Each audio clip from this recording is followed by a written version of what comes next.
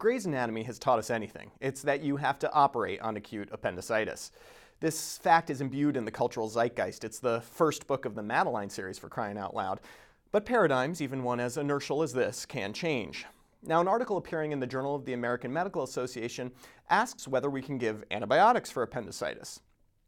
Finnish researchers, led by Pauliina Salminen, performed a randomized trial of 530 people with uncomplicated acute appendicitis. That means no perforation, appendicolith, etc.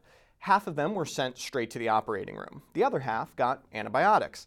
In this case, 3 days of intravenous ertapenem, which is a broad-spectrum antibiotic, followed by a week of levofloxacin and Flagyl.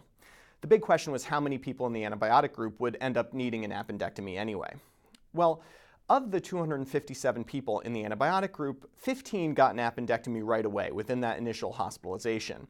An additional 40 got an appendectomy within the following year. That gave an overall success rate for antibiotics of around 73%.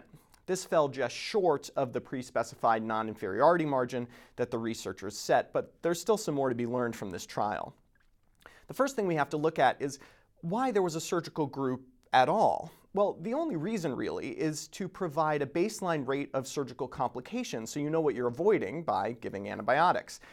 Of the 273 people who underwent surgery, a full 20% had some complication. About half of them were surgical site infections.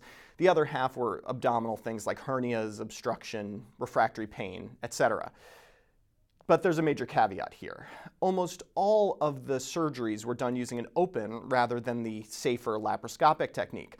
This is a bit crazy. Most of the surgeons I spoke to said they wouldn't consider doing an open appendectomy in someone with uncomplicated appendicitis in this day and age. Now, the researchers state that they encouraged open appendectomy so the results would be generalizable to areas of the globe without access to laparoscopic tools, but this really does stack the deck against surgery. Personally speaking, if I were offered a quick laparoscopic appendectomy with a low complication rate and be done with appendicitis rather than a 25% recurrence rate with antibiotics, I might do the laparoscopic appendectomy. On the other hand, if I were only offered open surgery with the risk of infection and obstruction, well, then antibiotics might just make the cut. For MedPage Today, I'm Perry Wilson.